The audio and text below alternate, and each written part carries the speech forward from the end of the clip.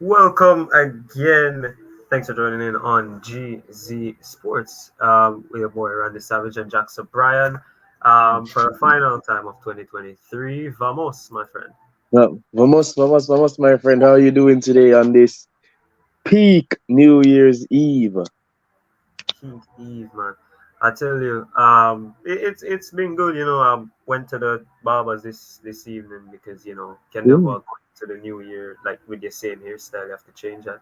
Um, and almost all of yesterday, I was without internet. Some guy in a truck just decided that hey, the light pole is the only thing gonna be left standing, and I didn't have internet until like 11:47 last night. So, um, yeah, Seems like a regular Jamaican day to me. Very regular indeed. Very regular. I actually got a haircut earlier today. Actually, said I didn't want to look shabby. I literally got a haircut about a week ago, but I said I didn't want to look shabby at all going into the New Year. Of course, we did not have a show on Christmas Day. hmm Um, however, However, Jackson did get hammered and was photographed running across Independence Park half naked. So if you want to see that, Yo, give us. no, that is, hey, listen, I tell you what, I don't get drunk. I tell you what, I'll let you in on a secret, and I'm not going to spend much on it. Um, that same thing. There were some females that were in possession of it yesterday. Best day ever. That's all I'm gonna say. Mm, Best day ever. best day ever. Yeah, best day ever. I would bet it was a great day actually, an Uh, amazing day. no, I didn't reach that far. Didn't reach that far. It was work. Anyway, we'll get right into this. As you guys do know, the transfer window is opening up, and there's our handles you can keep following up and keep up to date with the news going around with European football, and with Jamaicans also making moves to Europe. Um, So, the end of the year, we have to always reflect on the final day and we will think of what was this year's moment of the year. Now, this is one of the Ooh. most exclusive topics, not to just football, but to also the NFL, baseball, track and field, etc. So, Sav, what for you out of this entire 12-month 365 year was the best moment? All right. Well, the best moment of the year for me, I'm going to backtrack all the way to summer. A certain team from a certain small island nation went to a certain World Cup and made history. I don't know if you know what I'm talking about. Of course, I'm referring to the Lauren Donaldson Reggae Girls making it to the round of 16 in the World Cup. That was my moment of the year. Just the achievement, the adversaries built up against them. They were in the group of death easily, and they still managed to emerge strong, getting wins. Well, a win and two draws against arguably two of the best teams in the world. It was a really peak moment, and who can forget that backflip, man? Who can forget that backflip? That for me Oh, was the moment of the year. as for you, uh, I mean, it is tough to beat that when it comes to moment of the year. Um, but I'll go one better. It was the men's side beating Canada from a position no one thought we could. Leicester type winning against Canada. Um, I think it was in Toronto. It I was in was Toronto. in October. I can't even remember that night. I tell you, my neighbors thought there was some sort of domestic violence going on because they just heard yelling for the whole night. Um, but listen, that for me is the moment of the year. Nicholson. What would you call them? Average type players, low league type players going up against the mighty Canada. And let's be honest, right? Canada may not have the best Mm. coaching, as many Canadians have told me that coach is out of his depth, but they have the quality. Tajon Buchanan, um, Kone, who plays for Watford, Alfonso Davies, also Kamal Miller, who we all know, Jonathan David. They do have quality, right? And even though we have a few players on our end, it doesn't match up man for man for the Canadian team, and they've always kind of beaten us. It was the first time we've ever won in Canada, I think, in history. So I think Yeah, that's yeah, it was. the moment of the year for this year. Well, yeah, this year. I mean, it's debatable whether or not it's better than my moment. One was just to qualify for Copa America. Although Copa America is a big deal for us, and for the Nation Leagues finals. And the other was for the World Cup. No one expected us. The bookies had a laugh. For everyone who bets against us. You know what? We take it. It was great stuff. Two amazing moments, both from the national team. So really and truly worthy of moments of the year, both of them equally. Yeah, and I mean, some people will say, "Oh, you can't say that's moment of the year," because there are other, as I said, there are other sports apart from football. You could say Antonio Watson winning the 400 meters at the World Championships was your moment of the year. You could say the I don't know if you watch NFL, the Philadelphia Eagles making the Super Bowl, and you know that could be your moment of the year for hockey fans, etc. Ovechkin breaking another record. It could be anything. So if you have a different moment of the year, you can easily comment on it. But for us, that's how we differentiate in our moments. And Yes. this is where we get back to basically regular programming now. Um, because we're back to directly football, and we're going into the leagues especially, and we're speaking about the manager of the year. Now, this is from January Ooh, 1st of this year, so it doesn't count what happens last season. Well, not last season, but the start of the season. It doesn't really count on that point. If you started well and then you fell off in January, it doesn't count. And it's not inclusive to only EPL or even the Championship, League One. It's every European league thought about. So for all 92 teams in England, we're going over the 200, over 400 teams to pick one manager. And who is that? ooh, for me, well, it's a very, of course, difficult choice. You have the greats, Pep Guardiola, Salas, Jurgen Klopp, Unai Emery, but I'm going for something a little bit more unconventional, highly popular right now with the football world, and that is a certain Xabi Alonso from Leverkusen. Like, this man has done so much in the short span of time that he's been there.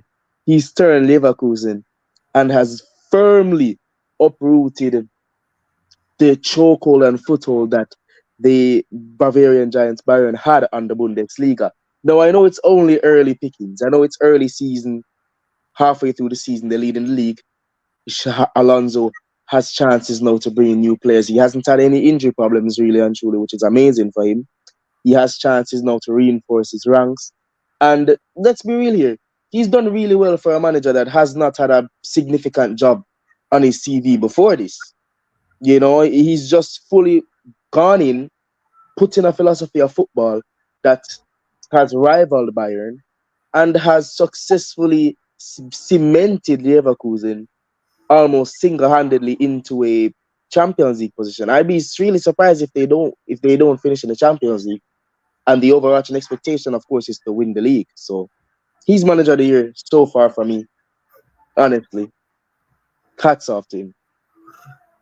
Well, look, we can't disagree. Xabi Alonso has been arguably the best manager since the start of the season. Um, I think they've scored 85 or so goals so far. Yeah, By yeah, which is they have mental. they've been scoring a lot. Um, they've been scoring a whole lot, and it's outstanding what he's doing, Mr. Xabi Alonso.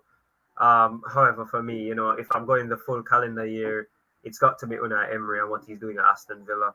Came in, I rate took that. I rate the that. shit show from Stevie G. He made Leon Bailey look like prime Iron Robin, and he's just making waves in England right now. Um, what is it? I think it's 16 or 17 home wins in a row since he's been in charge. Yes, I mean, yes, 17. Ollie Watkins looks like prime Les Ferdinand up front, and the Wow. team is It's been a clicking. while. Joint top of the league. I mean, right now Villa look like they could actually go the distance. Away grounds don't seem to phase them at all. Um, And look, they've beaten City, they've beaten Arsenal, they've only faltered to Liverpool, really, and Man United. But they have a full 18 games to go. They're not on the comeback trail. They are in the lead. They are the chased. Right, goal difference is only a formality. They are being chased right now. And look, Yeah. if every team can keep that up, manager of the year, but probably he would even get manager of the decade just for doing that job. I can't even argue with you, to be fair on it, because as I said, I recognize that he's been an amazing manager when I was listing him with the list of the other few. It's been exceptional, absolutely amazing what he has done at Villa Park this season. He's fully turned, well, not only this season, but the entail in the last season as well. He's fully turned Aston Villa into a behemoth, if you will, in the Premier League. Similar to that 15-16 season in Leicester City. They look comfortable. They look like they can go the distance. Ollie Watkins reminded me not of Les Ferdinand, but of a prime Jamie Vardy, you know, and that may be instrumental in them. He's the one leading the line. As you said, the actual footballer Leon Bailey on the right, causing problems. You have the likes of Maxwell Cornet as well. You have a really solid midfield and defense. Of course, the Yashin Award for the keeper, Emi Martinez. Great defenders, a great coach, a great club atmosphere, and a great fans. Like, really and truly, he has shifted the entire atmosphere at Aston Villa, and I can see why you'd say he's deserving of manager of the year. Honestly, Yeah, it's been such a good year. Listen, if we were ranking Premier League managers from 1 through 20, I know what two have been sacked so far, but it wouldn't be in the top 15 in my opinion. But Emery would be at the top of my list, and I know Pep's there, I know Klopp's there, but I'll put Emery at the top of my list. yeah, I would too, because while City are only 2 points off, they've not looked their usual selves. Normally, Pep Guardiola would be the only choice this time around. Let's be realistic. Pep Guardiola would be the only choice this time around. If we were doing it last year, certainly he was the only choice. Liverpool and Jurgen have been really instrumental, really and truly. They've played some really solid football, great comeback legacy so far. But that's just it. They have amazing squads.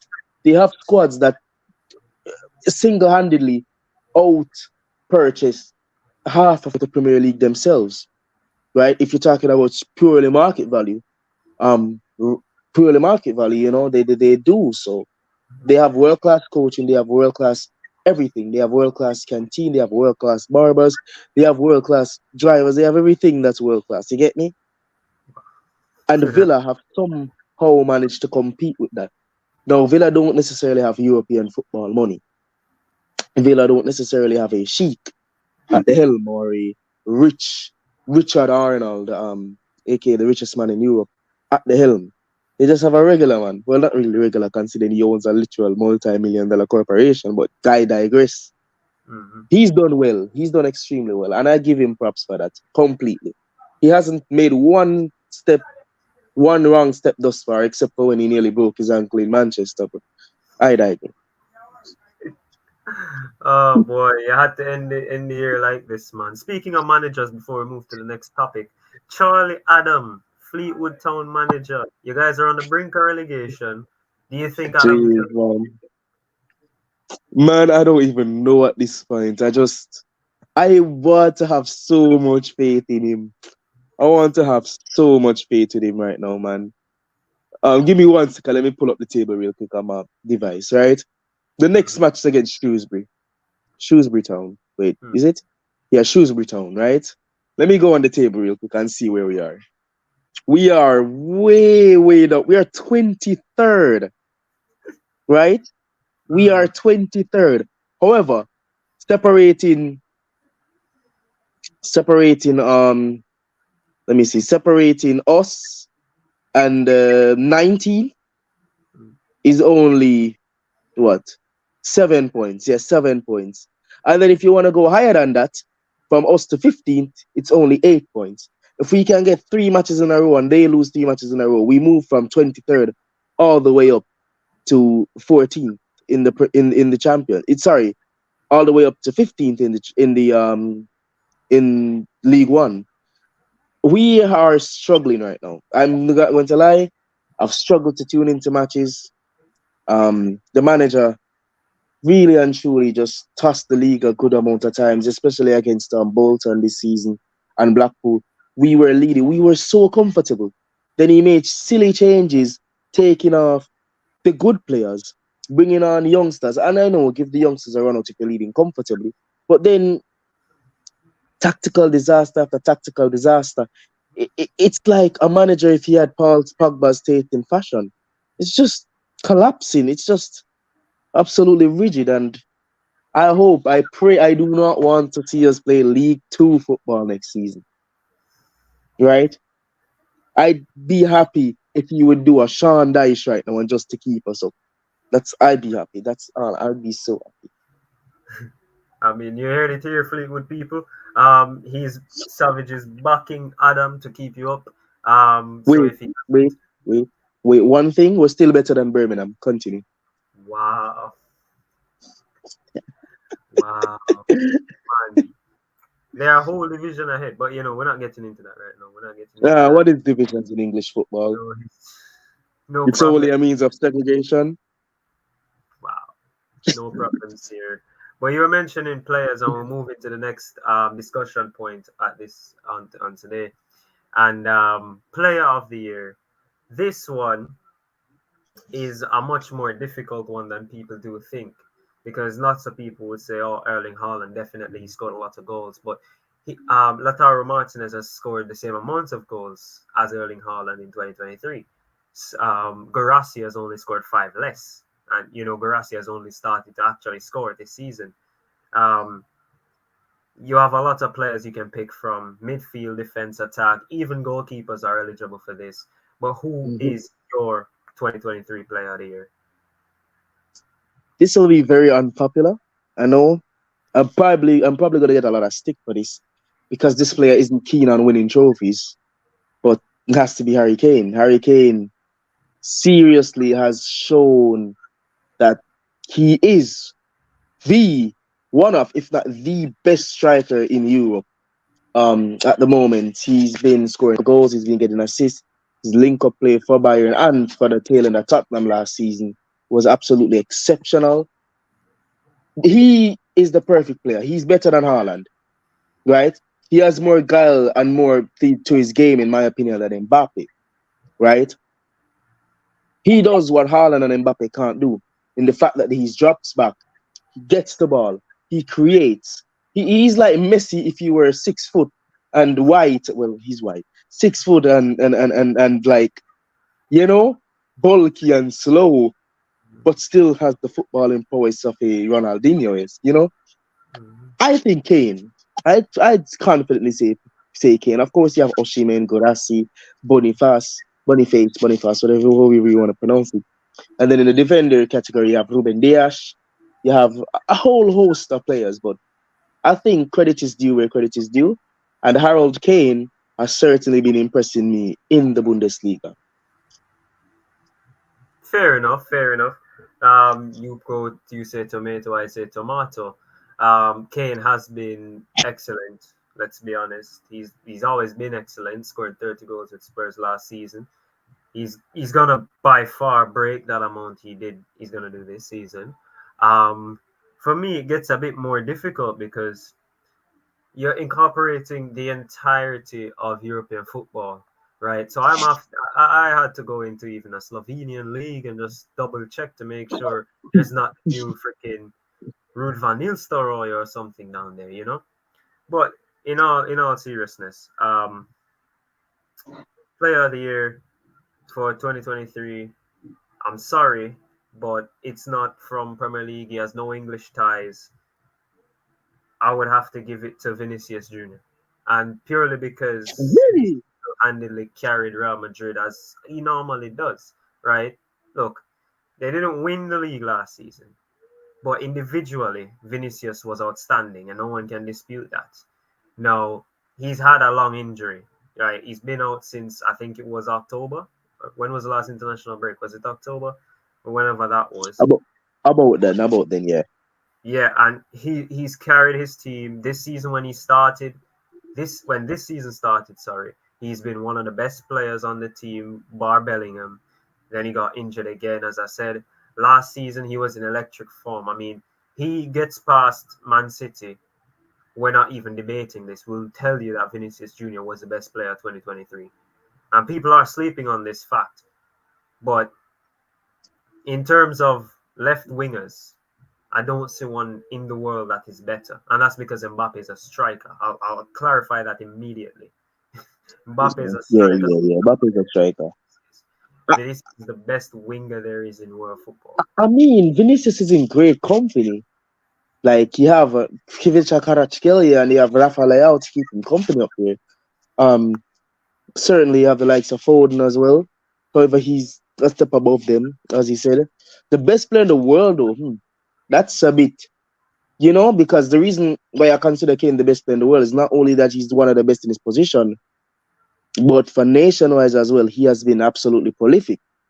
Instrumental even for England. Obviously, one of the captains of the team.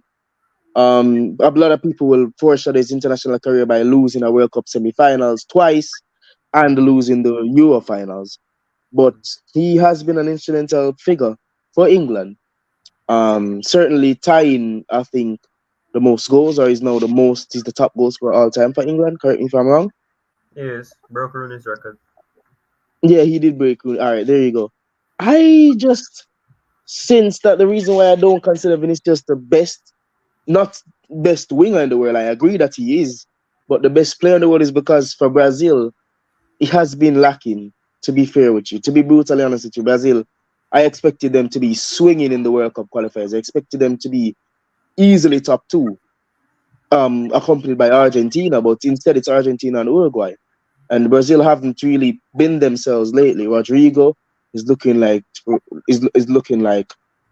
if you put Ederson on the wing and expected him to curl it in every match, it's not working out. And Vinny, as you said, he's battled with injuries, but before that, he was looking like Ronald McDonald running down on the wing, just a big clown. Like, you get the analogy. But yeah, he's a great player though. As I said, he's a great player, but I don't consider him the best in the world. Maybe top 5, but not the best. Well, listen, if anybody disagree, well, obviously people are going to disagree with what we say anyway. But they can let us know who. I know that there's going to be at least one person who's going to put Messi in the comments or Ronaldo. I'm not going to look at those two because, well, why? Well, Messi has had a great season. I don't think he's the best in the world. Exactly.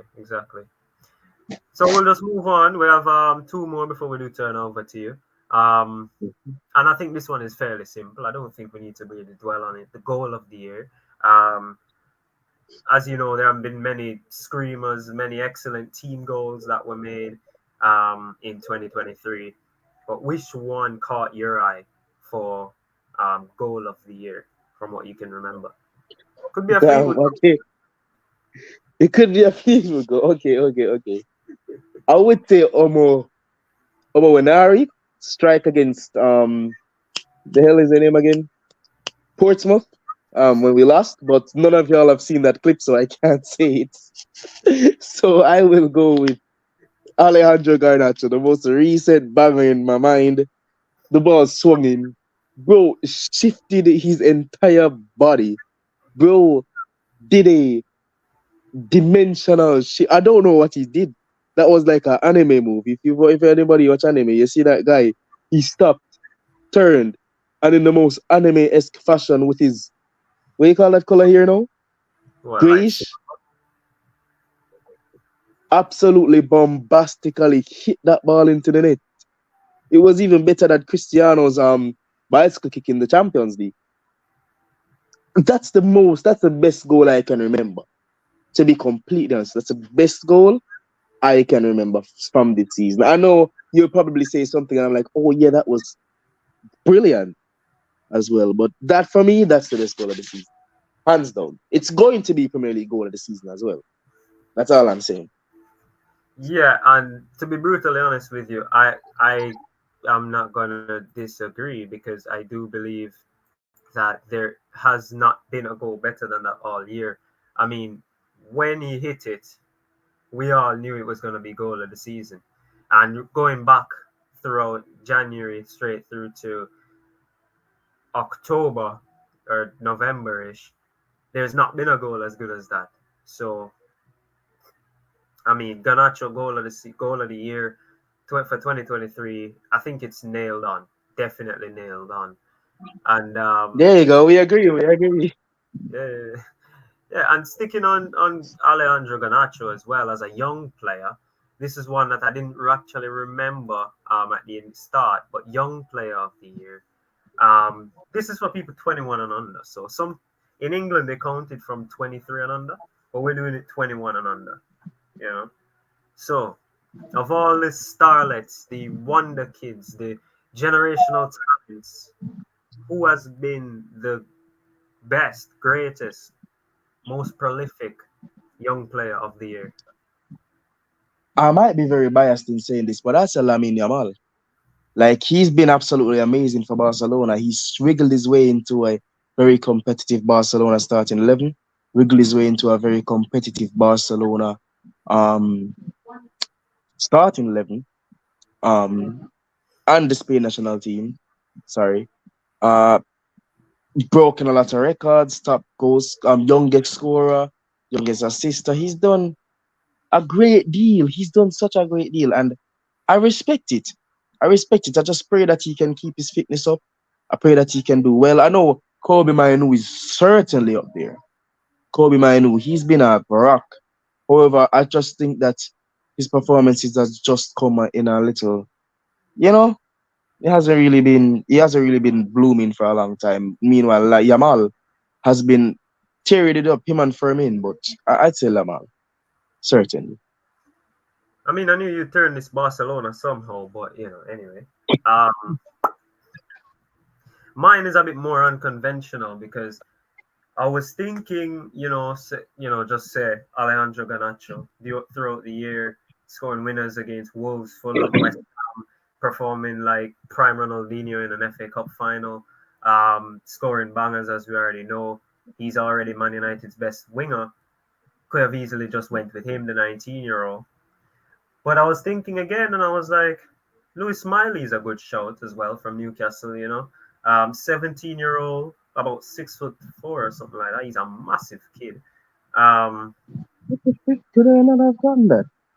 yeah, he's massive. 17-year-old. He's not as talented as the rest of the youngsters that we do know, but his tactical awareness and positional sense is of I dare say it's of Alessandro Nesta, because he's always in the right position. He's always there where he needs to be. And look, he might not be able to ping 60-yard passes on the chest, but he gets the job done and he does well. I mean, he still benches Willock and Longstaff even when they're back fit.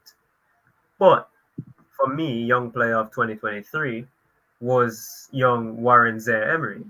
You know, he's a mainstay in the PSG first team. He's in the French team. He Mm, scored on his national team. I think it was his debut, if I'm not mistaken, full debut after from the start. Um, he did get a minor injury, but he is back. He's been outstanding all year. I mean, everywhere in France, you can always, if it's not Mbappe, it's Zaire Emery. That's the talk of the town. And I think Zaire Emery has been young player of the year from I would say all of the world.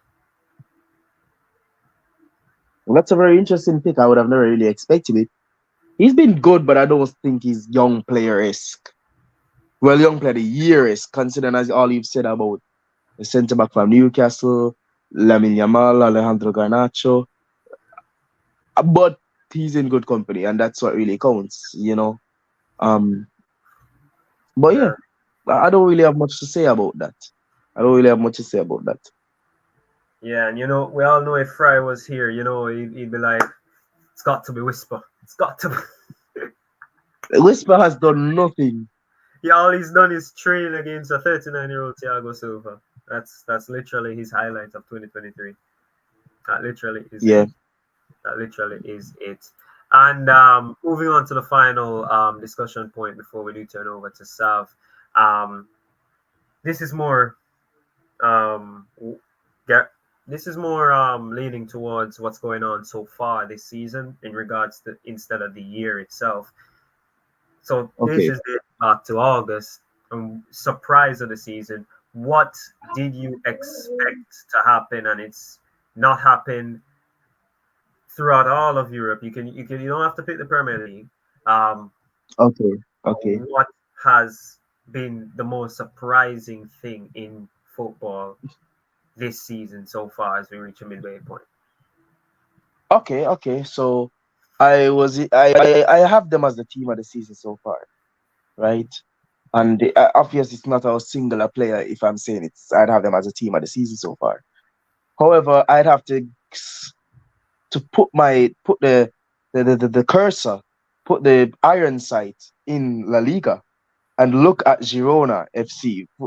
Girona have been absolutely amazing this season. No one expected it. I certainly did not. I expected it to be Real Madrid and Barcelona, and then Atleti tagging behind by 7 points or so. Instead, it's almost the complete opposite. They're level on points with Madrid. Atleti is prowling behind, and Barcelona is about 4 points off. The La Liga is arguably the most competitive league. Of course, one could look and say we could look on the other end of the spectrum with Lyon being in a relegation scrap, but I think that this good outweighs that bad. And that for me is the surprise of the season. Girona FC's amazing performances thus far. Well, look, we can't say that's not a surprising thing because they just got promoted. But on the other side, they are Manchester City's B team, so you kind of will expect them to perform a bit well, if enough, you know. Um, for me, again, this was very difficult because you could say the surprise could have been, our club Manchester United, um, playing as poorly as they are now, as inconsistent as they are. But then it could have been Aston Villa in a title race. You could say Luton Town, who are not in a relegation fight, who are actually giving teams a go when they do meet them. You could even go all the way and say PSG, who nearly fell out of the Champions League. Um, but for me, and this is one that is a bit shocking, but it's Fenerbahce, and not for what they're doing in the Turkish league, but what they're doing in Europe, and they've only lost one game all season. If memory serves me right, they've only lost one game. It was the last game of the group stages in the Europa League, and they played their groundsmen and they lost. But apart from that, they've been excellent. They haven't lost a game, might I say. They haven't lost a game where Fred has featured. Um, it's been. I didn't expect Fenerbahce to be this good, especially since they lost their number one goalkeeper. But it doesn't seem they've had any difficulty. So that's my surprise of the season so far. I understand. I totally understand that, to be honest with you. It it has been a really good season for Fenerbahce so far, as you said. But the one thing about them that I like to say though is that we tipped them to have a good season, especially in Europe. Um, Certainly we did not expect them to only go one game without winning, but we expected great things from them because it's always been them and Galatasaray. And if it wasn't them, it would have been Galatasaray. So that's just where I draw the line with Girona because even though Girona is not a lot of high quality players, just the fact that you've just gotten promotion and channeling, it's like a FIFA career mode sort of thing, A football manager is sort of situation if you will, because not only is arguably the most competitive, the top, just the top two most competitive leagues in the entire world, but you're going in and you're giving even the best of teams the run of your money. You beat Barcelona, unfortunately, and you barely lost against Real Madrid. So, credit is due where credit is due to them. Yeah, Sorry? credit has to be due to them. But we'll go ahead. We'll take a quick break. Stay with us. We'll be back with the Savage Slaughterhouse for the last time this year. Give me a sec.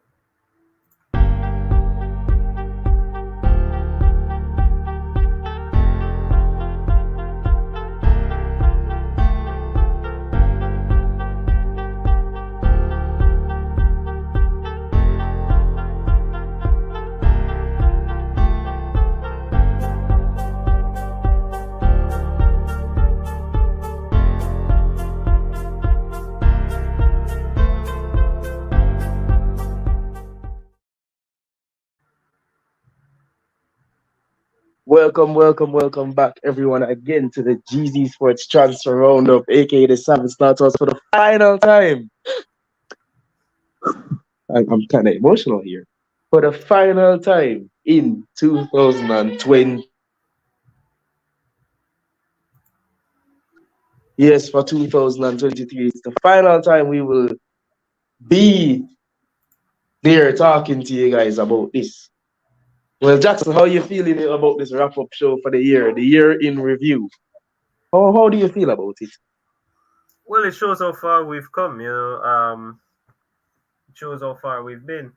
And we're just buzzing for the new year to start at this point. Okay, that's fair.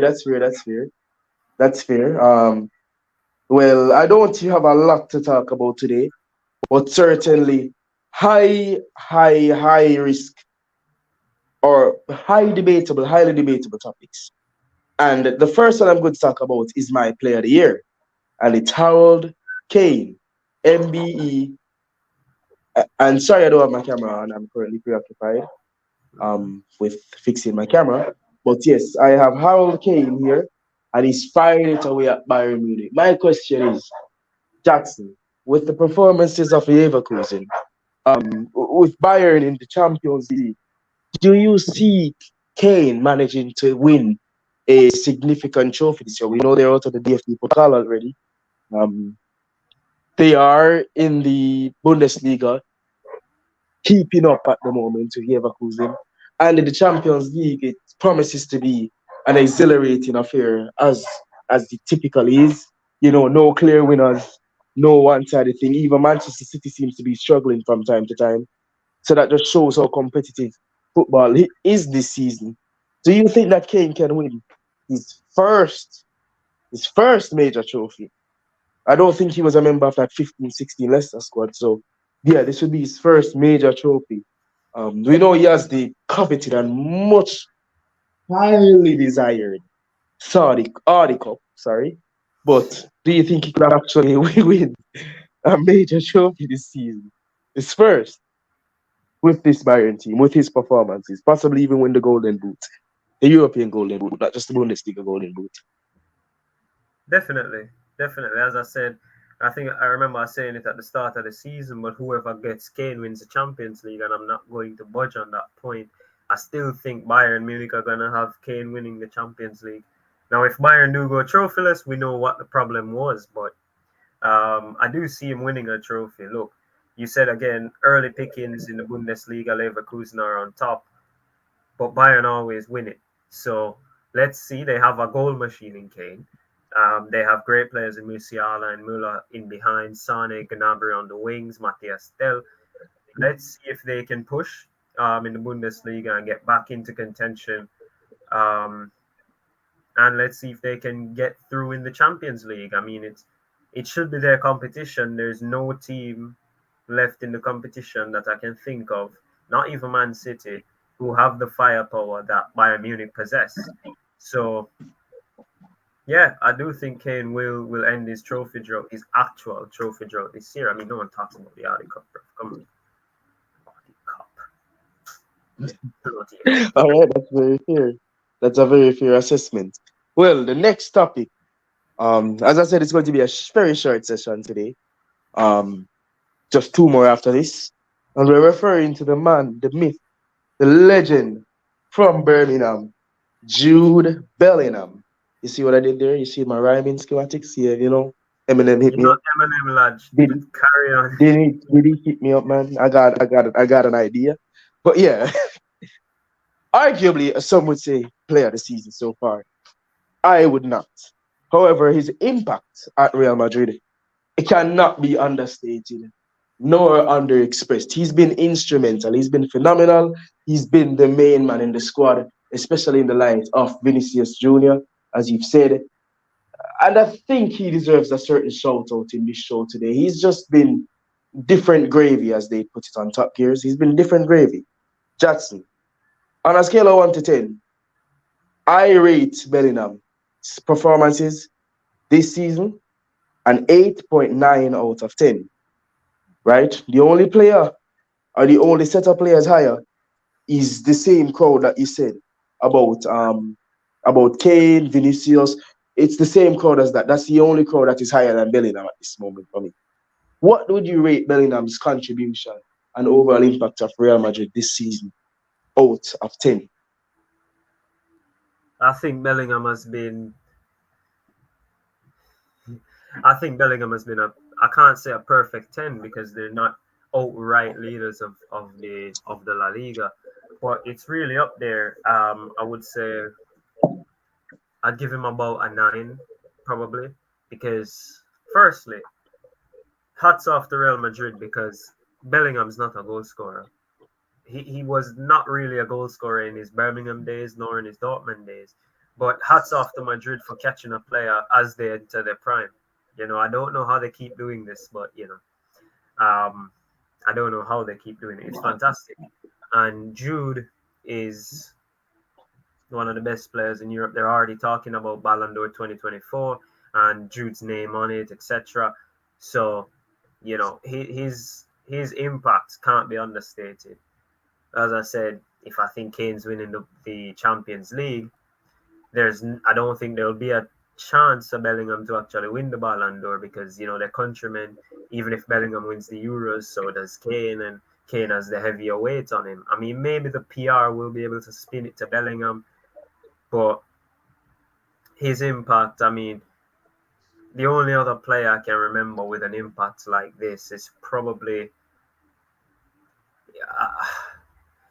It was those days, under Solskjaer, if you remember, and we got a Portuguese midfielder in January, and throughout the rest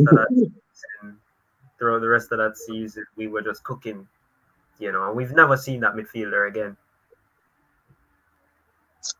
Man, I still firmly believe that Manchester United screwed up by letting go Ole Gunnar Solskjaer. And speaking about Manchester United, they are the penultimate topic of the final show of GZ Sports for the entire year of 2023.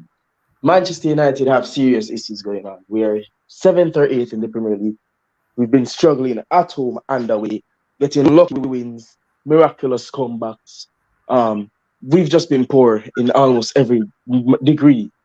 Højlund just touching Højlund just getting a goal. Garnacho has been a vast diamond in the batch of carbonated mineral water that we have right now. Jackson, what do you think we need? What should we do in this transfer window? No, we need improvement in basically every position on the pitch. Especially that I'm looking at Onana. Onana, you're not having a party right now, bro. We're not. Like, remember, David De Gea is still a free. Nah, who am I kidding? De Gea won't come back. But I am pretty confident in the abilities of a certain crippled Thibaut Courtois that he could do better than you at this moment. So you better start picking it up, my guy. Jackson, what do you make of this entire transfer? Do you think the Glazers will actually back Ten Hag and get him the signings that he desires instead of getting alternatives for him? Well, we know the last time what happened when we got a player he wanted. We spent 100 million on a fidget spinner, and I'm still upset with that. But do you think we should back him? You see, that's the most recent, if you want to say that, because he did want Lisandro, right? And Lisandro's been great. But, I'm not taking any honor hate, by the way. With the January transfer window, well, we're not really going to, I don't want to delve into it too much. We did have a discussion previously about it, and something for next week anyway, or the new year, let's say that. I firmly believe the Glazers won't back Ten Hag, as you know they don't normally back managers in their second season. They normally see if they can survive and then back them in the third. But especially now, the new investment of Sir Jim Ratcliffe, he will be in charge of Sporting. So I think it's up to him. Maybe I don't really know the ins and outs. I don't know the financials. I know he's in charge of Sporting. So um, if it's just Sporting and not financial, there's a whole different conversation there. But I think this window is non-existent. I don't think United will be doing any business. They might go out and get a loan signing like Veghorst, like they did last season, or go out and get a free transfer if they could. But United need more than just a few players. United, if you bring in more players, it's just going to add to the problem. You're gonna have to get some out. I don't. Well, yeah, you're gonna have to get some out. You can't really have it going just one way. Yeah, the whole point of the transfer window is to get rid of deadwood and bring in new, fresher wood. United have a lot of deadwood right now to get rid of. So let's see what Ten Hag. Certainly, if you're not going to at least bring in a lot of players, at least get the ones that are giving problems out. I need Sancho to move on. Blood's not him. Blood plays more for his PlayStation than the club. And that can't be the case when you're on 300k a week. I'm sorry, but for 300k a week, I'd get my fat ass down to Carrington every day, at the very least, and put in 100% on time. That's all I'm saying. And he's there, and he's not willing to do that. He's not willing to be the bigger man, although Ten Hag is doing nothing wrong in this situation. But moving to the final topic of the day, as you said, I had to spin it about Barcelona. And the final topic of the day is Vitor Roque. Vitor Roque has recently been unveiled as the newest and latest signing for Barcelona, meeting his teammates over the past week. Jackson, I know it's too early to say the impact of a signing, but do you think he will fix Barcelona's attacking concerns? Certainly, as a certain Robert Lewandowski has not been doing as best as he historically has been known to do. Do you think that he can be a change, if any, for the Catalan Giants for next year? Well, that's the thing. It's very hard to put all this emphasis on a kid because we do know, okay, he's still a very young kid. It's like when Real Madrid do bring in Endrick in the summer. If people think he's going to get the number 9 jersey and lead the line, it's very difficult to put that pressure on the younger players, and they do need growth. They need an arm around them in the squad. Lewandowski will be there to help mentor him, hopefully. He doesn't go to Saudi Arabia. But if you just throw Roque in there, you're asking to fail. I mean, yeah, he's gonna, when they go up against Granada and Valladolid, if they're in La Liga, and Vallecano, Valencia, he's gonna look excellent. But then he plays an actual game against Simeone's back five anti-football, and he's crushed. He's putting up 3s and 2s, and people are gonna say, was he really good? And then all of that's gonna get to him, and you can't have that as a young player. I think he'll be a success. Barcelona don't normally go wrong with Brazilians, bar Coutinho. But look, they've already started the Clásicos for 2025 and for 2024 going forward, and it's Roque versus Endrick, and I mean it's like Ronaldo versus Ronaldinho all over again. Hopefully they have the talent to can back that up, and we can actually watch El Clásico with the fire we used to do when a certain Portuguese and Argentine were leading both lines. But no, I think Vitor Roque, I think the Tiger they call him. I think he'll be a great signing for Barcelona. Yep. As Jackson rightfully said, I hope the spark gets back in the Classical where a certain Argentine, i.e. Lionel Messi, and a certain Portuguese, i.e. Fabio Contrao, led the lines. And of course, there's Pepe. I can't recall. And you could have at least said Luis Figo, bruv. You could have at least done that. I don't even know if Messi played against when he did play against Figo, but Figo, he's not the quality of Pepe, and there's even no other player in Portuguese history that has done anything. It's like comparing Pep Guardiola with Scott Parker. It just does not work. Parker is 10 times better. Anywho, that will be it for the GZ Sports Transfer Roundup and the final Savage Slaughterhouse of the entire year of 2023.